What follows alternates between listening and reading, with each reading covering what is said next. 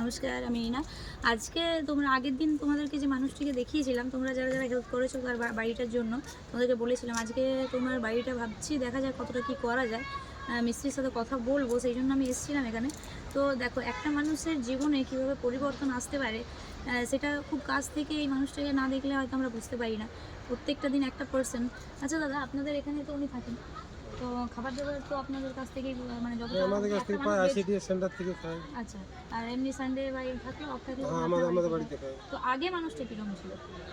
আগে ও সাধু মহাত্মার লোক তো, ও ভিক্ষা করে খাইতো, কীর্তন বাতন করাইতো এখানে মানে নিজের মতন করে ইয়া করে থাকতো। আর তারপরে ওই তুমি বলছিলে এখন যে অ্যাক্সিডেন্ট অ্যাক্সিডেন্ট বলতে রাস্তার মধ্যে আসছিল আর কি। তো অ্যাক্সিডেন্ট হয়েছে কোনো গাড়িতে, যাই হোক অ্যাক্সিডেন্ট হয়েছে। তো তারপর ওকে ডাক্তার ট্রিটমেন্ট সেরকমভাবে কেউ করানোর মতন লোক নাই, বা যে মেরে গিয়েছে যে গাড়িতে মেরে গিয়েছে সেই গাড়ি হয়তো ওকে দেখে নাই বা ঘুরে তাকায় না যে মানুষটা বেঁচেছে না না কি হয়েছে কিছু না, সেসব ক্ষেত্রে কিছু বলে নাই আর কি।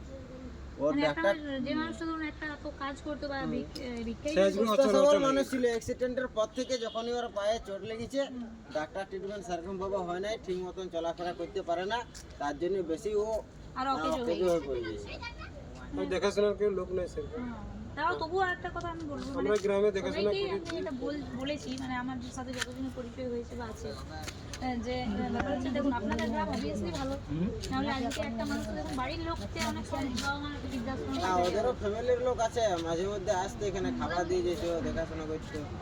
হ্যাঁ, সবই কিছু ঠিক আছে। ওদের ফ্যামিলিতেও আরো আছে যাদের গোষ্ঠী পুরো দাদা বৌদি আছে, সাজা করতে দেখে না, আসে খাবার দেওয়া। মানে এখন প্রায় বন্ধই ধরো, কারণ বন্ধ না হলে এরকম অবস্থা হতে পারবে, তাই না? যাই হোক, তোমাদের কাছে একটাই রিকোয়েস্ট যে প্রতিদিন আমরা 20 টাকা 50 টাকা আমরা এমনিই খরচা করে থাকি, তো অ্যাটলাস্ট কি বলো তো, সবাই মিলে যদি মানে এগিয়ে আসো, তাহলে ওই সামান্য তোমাদের যে টাকাটা দিচ্ছ সেটাতেও অনেক কাজে লাগতে পারে। চলো, চাইবো সাথে থাকো সবাই। মানুষটার বাড়িটা দেখলাম, দেখার পরে মানুষটিকে কিছু খাবার দিলাম, উনি মানে খুব স্বাদ করে খাবারটা খেলেন। বাচ্চাগুলোকে দিয়ে ওরা বললো দিদি আমাদেরকে বলো, আমরা করবো পরিষ্কার। যদিও আমার ইচ্ছে ছিল না, কারণ এরা খুব ছোটো ছিল, তবুও ওদের মানে যে উৎসাহটা সেটা দেখে আমার খুব ভালো লাগলো, যে আমি যাওয়াতে তারা খুব ইচ্ছে করে এসে এটাকে পরিষ্কার করতে চাইলো। ঘরটাতে পুরো জঙ্গল হয়েছিল।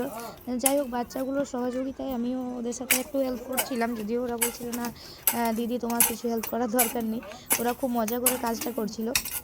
এই বাচ্চাগুলো সত্যি ওদের গ্রামেরই বাচ্চা, কিন্তু বাচ্চাগুলো খুব অ্যাক্টিভ বাচ্চা, তোমরা দেখতে পাচ্ছ। জিজ্ঞেস করলাম কি খাবে, তো ওরা বললো দিদি আমরা চপ মুড়ি খাবো। হ্যাঁ, তো ওদের সাথে খুব ভালো লাগলো সেই দিনটা। চপ মুড়ি মাখা হচ্ছিল, মাঠের মধ্যে আমরা বসে পড়েছিলাম চপ মুড়িটা খাওয়ার জন্য। সবাই মিলে খুব মজা করে আমরা খাবারটা খেলাম। জীবনের প্রাপ্তি বলতে দেখুন, এর থেকে বেশি প্রাপ্তি আর কিছু হয় না। এদের কাছে বোঝা যায় যে ভালোবাসাটা কি জিনিস, খাবারটা যে কত স্বাদ করে খাওয়া যায়। তারপর ব্যাকের পালা, জীবনের অনেকগুলো আনন্দ খুশি নিয়ে বাড়ি।